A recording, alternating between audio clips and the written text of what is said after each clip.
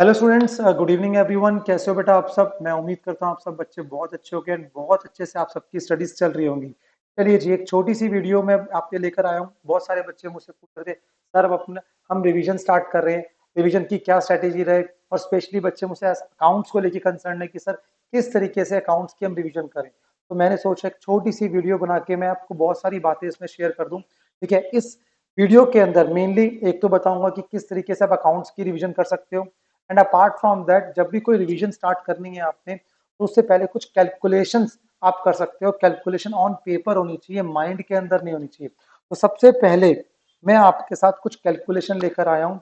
ये कुछ दो तीन क्वेश्चंस के मैं आंसर दूंगा और आपको ये सब चीजें हो सकता है हेल्प करे आपको पास करने में और बहुत अच्छे मार्क्स से पास करने में बेटा। ठीक है, सबसे पहले हम ये लेके चलते हैं, हमारे पास अप्रोक्सीमेटली 60 डेज है, राइट जी। और आप देखो, मैंने 60 डेज के अकॉर्डिंग कैलकुलेशन कर रही है और मैं एक्सपेक्ट कर रहा हूँ कि इस पॉइंट ऑफ टाइम से आप सब बच्चे एटलीस्ट 10 आवर्स आप स्टडीज करोगे डेली बेसिस पे नॉन स्टॉप। ठीक है जी, तो मतलब 60 × 10 कितना हो गया? 600 आवर्स आपके पास है।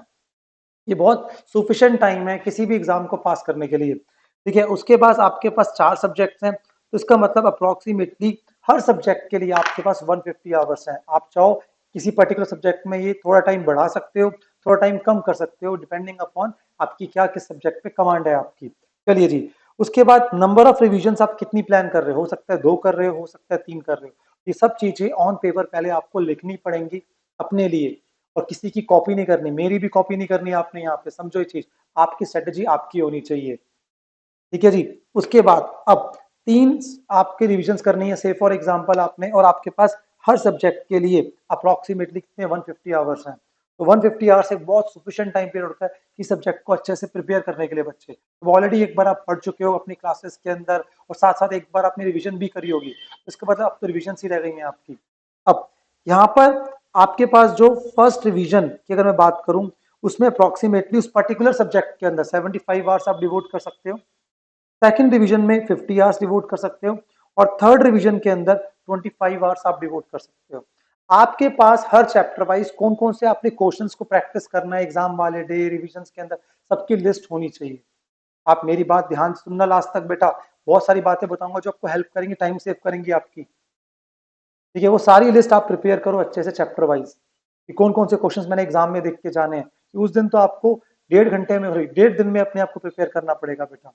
ठीक है जी, तो ये थोड़ी सी कैलकुलेशन मैंने दिखाई, इस तरीके से आप अपनी खुद की कैलकुलेशन कर सकते हो। उसके बाद नेक्स्ट जो आपका एक पॉइंट आता है, सर प्रिपरेशन कैसे करें हम, सब्जेक्ट वाइज करें, ठीक है, या सारे सब्जेक्ट को साथ साथ करें।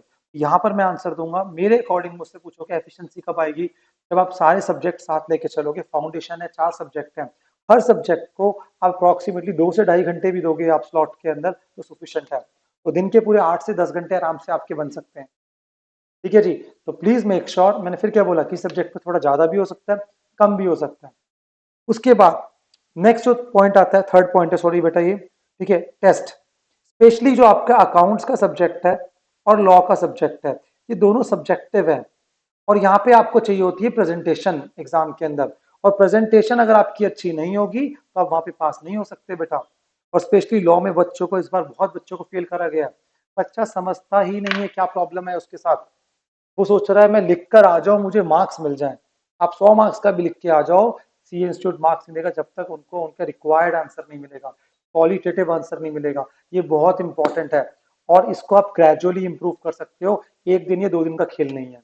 ठीक है, अब टेस्ट के लिए एक ऐसी बात बताऊंगा जो आपके लिए बहुत इफेक्टिव होगी। जनरली जब हम फुल फ्लैश टेस्ट देते हैं तो कभी कभी हमारे पास टाइम बहुत ज्यादा कंज्यूम हो जाता है, ठीक है, या फिर आप उसको देने की हिम्मत नहीं रखते। तो बेस्ट स्ट्रेटेजी क्या है, बड़े टेस्ट मत दो अभी फिलहाल। अभी शुरू शुरू में सिर्फ छोटे छोटे टेस्ट दो, like 20 marks 40 marks, so that आपको हैबिट आए क्वेश्चंस को अटेम्प्ट करने के लिए। तो 20 से 40 मार्क्स वाले टेस्ट देना स्टार्ट करो पहले, वो 7 to 8 टेस्ट दो, बहुत हेल्प मिलेगी। और फिर लास्ट में एक या दो, मतलब मॉडल टेस्ट पेपर ही सॉल्व करके चले जाना आप, 2 मॉडल एमटीपीस, तो उन्हीं को फुल फ्लैश सॉल्व कर लो, मोर देन सफिशिएंट है। बाकी टाइम अपने कॉन्सेप्ट्स को रिवाइज करो। ठीक है, ये तो बातें हो गई इसकी। ठीक है, उसके बाद जल्दी से आता हूँ, अकाउंट्स को रिवाइज आपने कैसे करना है मेरे दोस्तों। अकाउंट्स को रिवाइज करने के लिए, ठीक है, अगर मुझसे आप बहुत स्ट्रेट फॉरवर्ड पूछोगे तो हमेशा मैं किस फेवर में आता हूँ, जिस सीक्वेंस में हमने स्टडीज करी है उन्हीं सीक्वेंस में आप रिवीजन करो, इररिस्पेक्टिव ऑफ द फैक्ट कोई भी चैप्टर कितने मार्क्स के एग्जाम में आता हो।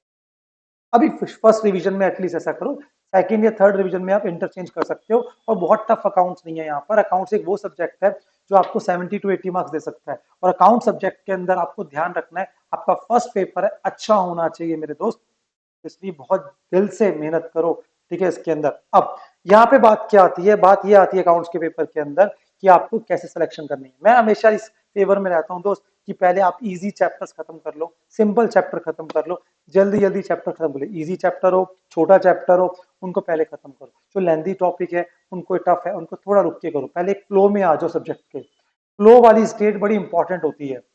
आप समझो, माइंड जब फ्लो में होता है ना, टफ चीजों को भी इजिली सॉल्व कर लेता है। तो प्लीज मेक श्योर, ये जो मैंने सेंटेंस यूज करा बड़ा इंपॉर्टेंट सेंटेंस है आपको पास कराने के लिए।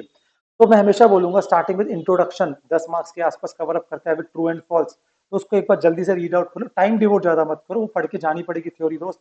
आपके ट्रू एंड फॉल्स आएंगे, क्वेश्चन नंबर 1 कंपलसरी है। उसके बाद अकाउंटिंग प्रोसेस कितना सिंपल है दोस्त, जीएसटी का क्वेश्चन आ सकता है उसमें से, सब्सिडरी बुक्स, ट्रायल बैलेंस, कुछ भी आ सकता है, वो जल्दी से देख लो एक बार।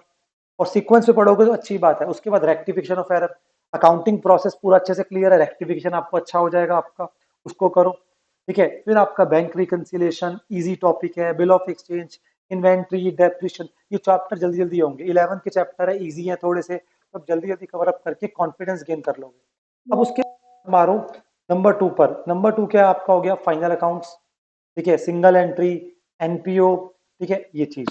अब मैं हमेशा बोलूंगा 3 वॉल्यूम मैंने दे रखी है, लास्ट है कंपनी अकाउंट्स एंड पार्टनरशिप। अब कंपनी अकाउंट्स और पार्टनरशिप में सी इंस्टीट्यूट क्या आपके साथ ट्रिक करता है, कंपनी अकाउंट्स और पार्टनरशिप में, ठीक है। अब कंपनी अकाउंट्स के भी 2 क्वेश्चन आएंगे बड़े लगभग, पार्टनरशिप के भी 2 क्वेश्चन आएंगे, और ये अलग अलग लाइक क्वेश्चन के अंदर होते हैं, एक साथ नहीं होते कभी भी।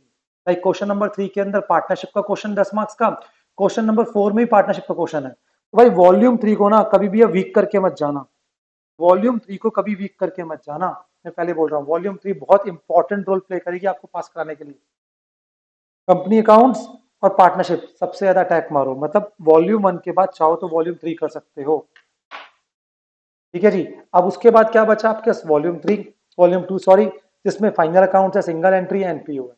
अगर आपको लगता है, बहुत बच्चे कभी कभी कहते हैं एनपीओ कभी सर थोड़ा टेक्निकल लगता है, अगर एक चैप्टर छोड़ना चाहो तो एनपीओ छोड़ दो, कोई दिक्कत नहीं है, डरो मत उस चीज से, बिकॉज एक क्वेश्चन वहां पे वैसे ही छोड़ना होता है आपने। जो आपका वीक पॉइंट है, कंपनी अकाउंट से पार्टनरशिप मना कर रहा हूँ, वो वीक पॉइंट नहीं मत रखना अपना, उनको करके जाना है अच्छे से। और ये 7 चैप्टर वॉल्यूम 1 वाले, ये तो वैसे ही बेटा बहुत इंपॉर्टेंट है, इजी भी है, इंपॉर्टेंट भी। ये और ये बहुत स्ट्रॉन्ग करो, मैं बोल रहा हूँ 70 टू 80 मार्क्स कवर अप हो जाएंगे वहां पर। और वॉल्यूम 2 में अब आप सेलेक्ट कर लो फाइनल अकाउंट, सिंगल एंट्री, जैसे भी है सब आता है तो बहुत अच्छी वाली बात है, कोई दिक्कत नहीं है।